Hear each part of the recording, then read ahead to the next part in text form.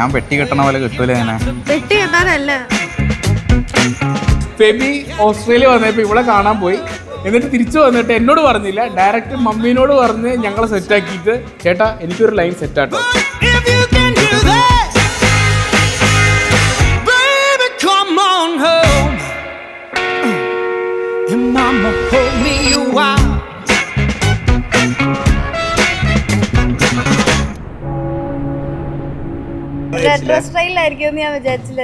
നീ ഇങ്ങനെ തിളങ്ങി വന്നു കഴിഞ്ഞാല് എനിക്ക് തിളങ്ങാണ്ടിരിക്കാൻ പറ്റുമോ?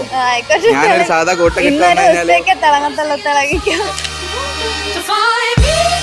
ഫെബിൻ കുറച്ച് കാലമായി ഓക്കെ എനിക്ക് എൻഗേജ്ഡ് ആണ്, അപ്പൊ എനിക്ക് കല്യാണം കഴിക്കണം എന്നുള്ളൊരു പോയിന്റിലേക്ക് എത്തിയിട്ട് എന്റെ നോട്ടിഫിക്കേഷൻ എടുത്ത് നോക്കിക്കൊണ്ട് ഒരു നീണ്ട പാരഗ്രാഫ് മൊത്തം എന്നിട്ട് ഏറ്റവും അടിയിൽ from the bottom of my heart I love വീണല്ലേ അത് ചിന്തിച്ചാണ് ഞാൻ വീഴാൻ വേണ്ടിട്ട് സെറ്റായ ഡേറ്റ് ഫെബ് 14th അതെനിക്കറിയാം. കാരണം വാലന്റൈൻസ് ഡേക്കാണ് ഇവരുടെ ആനിവേഴ്സറി വരുന്നത്.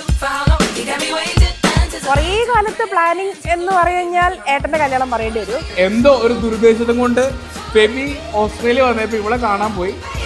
ഏട്ടൻ കല്യാണം കഴിക്കാത്തതുകൊണ്ട് ഫെബിന്റെ കല്യാണം സത്യം പറഞ്ഞാൽ ലേറ്റ് ആവും എന്നുള്ളൊരു പേടിയുണ്ടായിരുന്നു. അതുകൊണ്ട് തന്നെ ഇവിടുന്ന് അവൻ ഓസ്ട്രേലിയയിൽ പോയി ഏട്ടന്റെ കല്യാണം സെറ്റ് ചെയ്തിട്ട് തിരിച്ചു വന്നവരാണ്.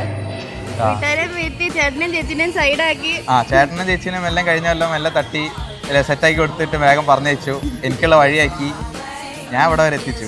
ഇതെല്ലാം സ്റ്റാർട്ട് ചെയ്തത് അങ്ങനെ അവൻ ഞങ്ങളെ സെറ്റാക്കി അവൻ സ്വയം വഴി ഒരുക്കിയിട്ടാണ് ഇപ്പൊ ഒരു പരിപാടിക്ക് ഞങ്ങൾ ഫോട്ടോ കെട്ടിട്ട് നിക്കണേ അല്ലേ? അതെ, അതായത് ചേട്ടൻ മാറിയാലേ അവന് കല്യാണം കഴിക്കാൻ പറ്റുള്ളൂ. അത് അവൻ മുൻകൂട്ടി കണ്ടു. സന്തോഷായി. അങ്ങനെ കുറെ കാലം വെയിറ്റ് ചെയ്ത് നിന്ന ഒരു കല്യാണമാണെന്ന്. കുറെ വർഷങ്ങൾ എന്ന് പറയില്ല, പക്ഷെ അവർ തമ്മിലുള്ള ആ ലവ് കണ്ടാൽ നമുക്കറിയാം എത്രത്തോളം അവർ ഇതിനു വേണ്ടി വെയിറ്റ് ചെയ്യുന്നുണ്ടെന്നുള്ളത്. അപ്പോൾ എനിവേസ് ഫെബിനും റോസിനും ഞങ്ങളുടെ ആകെ happy married life.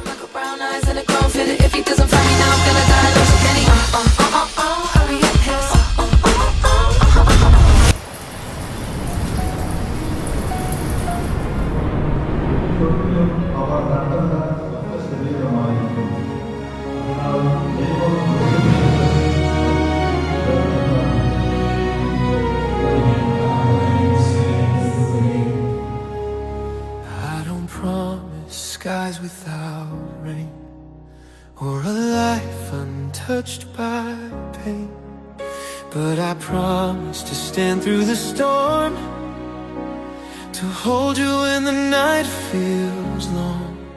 I won't be perfect, but I'll be true, and every day I'll choose you, not just in joy, but when it's hard, I love you with my whole heart. This is my vow.